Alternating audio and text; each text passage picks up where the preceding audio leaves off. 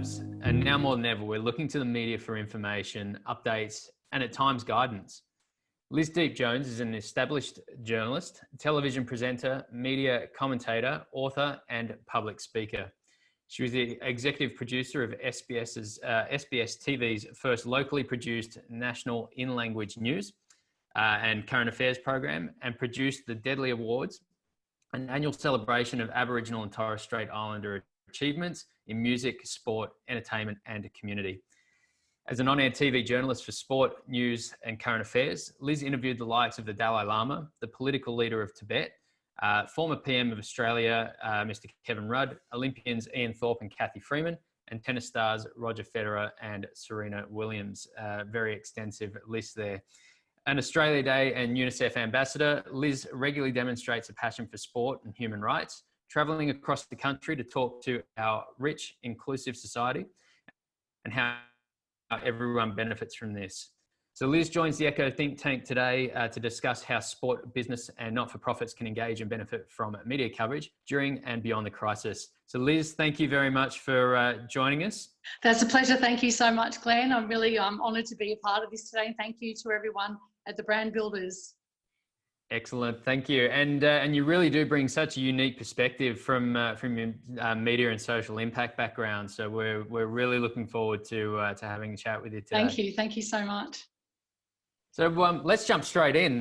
So I guess the same questions that we've been asking all of our other guests today around media for sport, business and not-for-profit.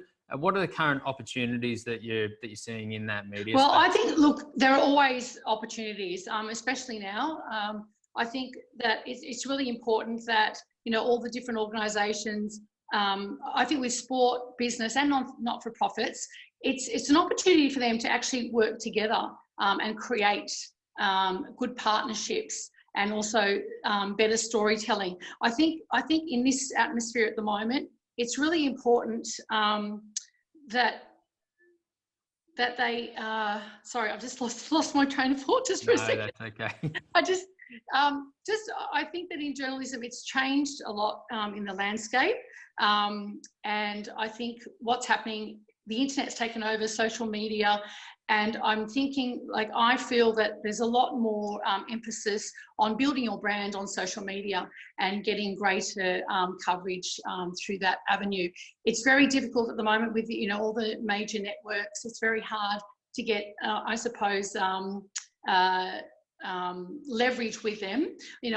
I've been fortunate recently. I've been working along with Craig Foster with the Play for Lives campaign, and we've built. We've brought together, galvanised sport, business and not-for-profits together, and through that we've created some great storytelling, and that's how we've been able to gain greater media coverage. And being in the media, I've found, look, it's really difficult these days getting in contact with journalists, so this is a time to try and build your networks, to try and develop better relationship with journalists, with producers, with the chief of staff. And it's not easy, so you've got to start by email, and then eventually you get their phone numbers. I'm lucky I've got access through fellow journalists, but even then it still isn't an easy task. So you've got to be persistent, you've got to be very perseverant, and really have some really good I suppose stories to tell. So it's a difficult landscape, but it's making the most of it during this environment, I think.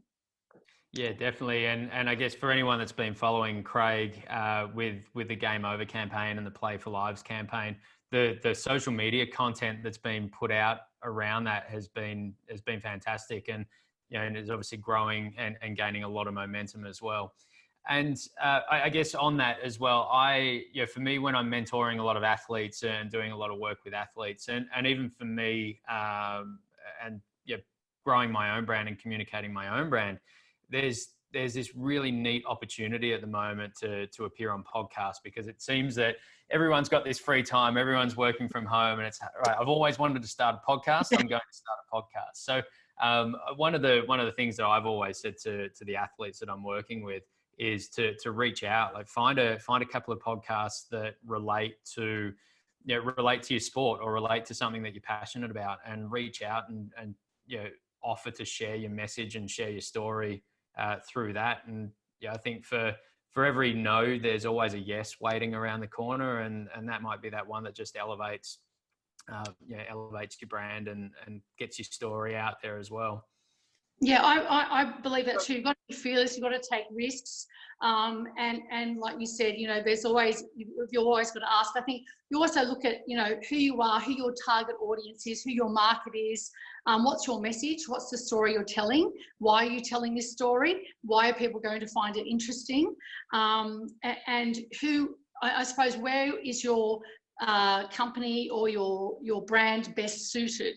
Is it, what type of program is it best suited for, whether it's podcast, whether it's a news story, whether it's, one of those daytime entertainment programs. It just depends on that. And I think though with Craig Foster and the campaigns that he's been working on, I've worked behind the scenes with Play for Lives and the Save Hakeem campaign. And I think he's led the way in bringing sport together, not-for-profits together, and business. And I mean, with the Save Hakeem campaign, he saved this young man's life through social media, through the big swell in social media support. It was a global campaign, and it made such a huge impact that he was able to galvanise so many big governing bodies to get on board to support the campaign. And there was so much pressure through the media as well, and also obviously with Amnesty, that he was able to save this young man's life. So it shows you the power of media and also what you can do. I mean, I follow Muhammad Ali's quote, "Impossible is not a declaration, it's a dare." So it's about being daring. You can accomplish anything you want. You just have to make sure you really put yourself out there. And I think it's really important to build your brand on all the social media networks, on Twitter, on Instagram, even on Facebook. Obviously depends on also the age groups and the target audiences that you are trying to attract. I mean, even, one of my favourite sporting bodies is on Twitter is AS Roma. I don't know if you're familiar with their Twitter brand, but they've got over 500,000 followers, and they're a sporting company, high profile. They're in the Serie A, and what they've done is they've built a very strong connection with their community as well. And I mean, they even contacted me. They've got over 500,000 followers, and I've only got about 3,000. And they even sent me they DM'd me, sent me a message to say, "We really appreciate what you're doing. Thank you so much, for your likes and for following, what we're doing all the time and supporting us." And that's coming from, we're talking along the lines of a Manchester United in Italy. So that's quite incredible. And those little things make a difference. It's making yourself relevant, constantly engaging on social media and putting yourself out there. And that is going to lift your brand, and it makes you relevant, and it gives you a presence. Yeah, definitely. And Jeff made a point just earlier as well about having that team around you and building a team. Would you say that to really kind of grow your presence and get yourself out there, both in the media and also obviously with social media being a huge player in that game at the moment, that having a team around you that can help you produce that content or edit that content and put it out there is important? Yeah, I think it's vital. I think it's important to have a good team, and I really feel that I'm finding as well in this atmosphere that you really need someone that's very good either at publicity, because they've already got those contacts, and it saves you dollars, it saves you time, your valuable time. So if you've got someone that's very good at, like publicity, branding, marketing, you need those people around you to make things much easier, but also to give you those contacts and those opportunities to share your stories. And it's owning your stories as well, making your own content and releasing your content daily if you can, or weekly on Twitter, on Instagram, and that attracts media attention. The media, I mean, as a chief of staff, I'd scroll through Twitter constantly throughout the day. I mean, it's on your screen, and you're always looking for stories and what's coming up, who's doing what. And that's how we're sourcing our information and potential stories for that day. And you've also got to of your timing. If you're releasing a product, or you're trying to attract media attention, you also need to see what the media's deadlines are. So you need to put something on that's maybe earlier in the morning if you want to get something on that news that evening. So it's thinking about those things as well. There's a lot of things obviously to take into consideration, but it always helps to get, like you said, build a good team around you and get some experts around you to achieve your goals there. Yeah, excellent. And that's some really, really helpful advice, I think, for everybody. I know we've got some athletes tuning in as well, but for everybody across all spectrums of sport, I think can definitely benefit from that. And then looking ahead and on the other side of this crisis, what opportunities do you think will exist for people on the other side? On the other side of this, well, I think really on the other side of this is you've got to just be consistent and maintain your presence on social media, and especially for athletes. You could be, if you're an Olympian, you've got that 4-year cycle, but in between, you want people to know about you. You want people to hear about you. So you want to share your story every day. And it doesn't take that much. A few minutes in the morning, you're at your training session, you put something up on Instagram, a quick video or photographs on your Twitter. And you also got to follow, obviously, you want to follow the networks as well. Follow those people that are relevant and the people that you want to attract. And you'll be surprised, the opportunities that do come out of that. I mean, even with Play for Lives, I've been working alongside Craig, as I said earlier. And I'm DMing some very extremely high profile athletes, and thankfully they're getting back to me, and that's just through Twitter, and that's another avenue. So if you build those profiles, build trust of your brand and awareness, and for people to see you constantly, and it makes you more relevant. And I think that's what's going to take you to that next level. Yeah, definitely. And it's interesting with the different platforms. Obviously, Twitter is really easy to get that immediate engagement with people. Yep. But like you say, you almost have to be sitting on there and dedicate 30 minutes or an hour to engage.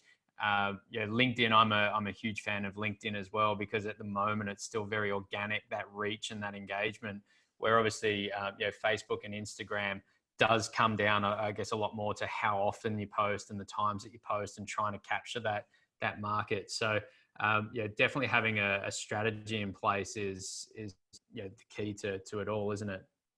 I think so, but I think it's really important. It's vital. I mean, I know a lot of journalists, producers, chiefs of staff, they're all on Twitter, and it's a big place for us, but it's also a big place for athletes. Look at the celebrities, the way they're using it. They're sharing their stories. They've taken control of their stories and how their profile and status is perceived out there. I mean, it's been a gem for them, really, rather than being hounded by the media and being reliant, or the stories are twisted by particular entertainment shows. They've taken control of their story, and they're sharing their own story their way. So I think, again, for athletes, it's vital that they are on all of those platforms. And look, like I said, I'm on there every morning. So I do my Instagram and my Twitter. I give myself an hour and a half, maybe. Sometimes it doesn't have to be that long. It doesn't take that much time, but it's worth it. And like I said, it keeps you relevant. And it's important people see you, as much as possible as well. See something that you're doing, give them a bit of insight into your daily routine or your daily life. Yeah, definitely. And you mentioned at the start about connecting with people in the media and building that network and creating those connections.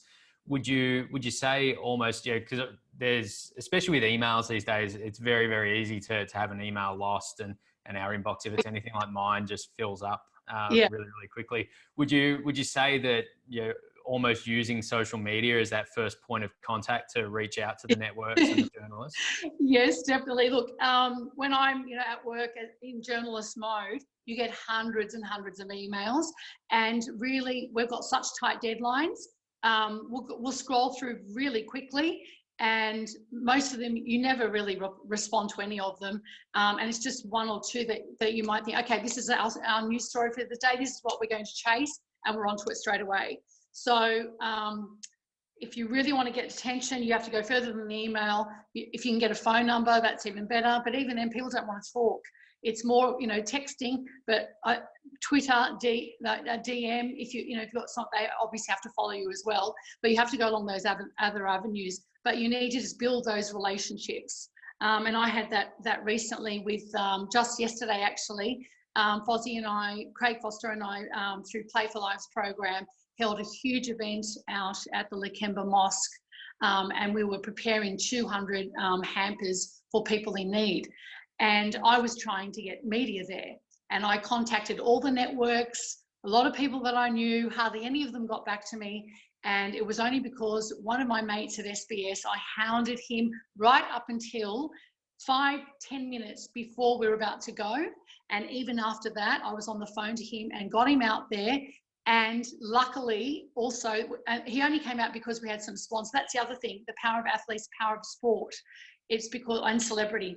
It was only because we had some Swans players that were there, but the players had to leave before the media was arriving. So I quickly got some interviews, got 2 grabs from the 2 Swans players, and on my mobile phone. Yeah. And of course I got those. He still came out because he was able to use them for his story. Otherwise, we wouldn't have had a story and they wouldn't have bothered.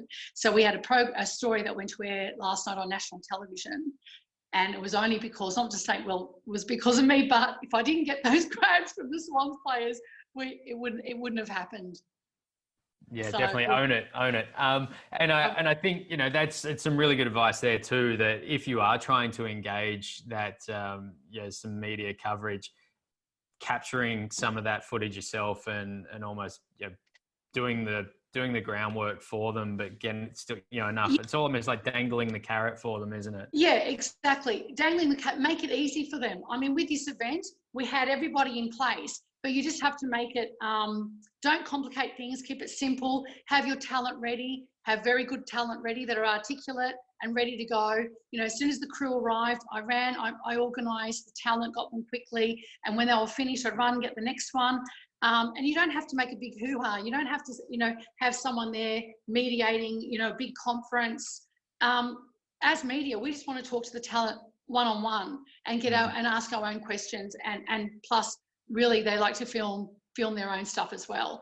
But it does help. Like I said, I was lucky I got those interviews with those guys before, the Swans guys before they headed off.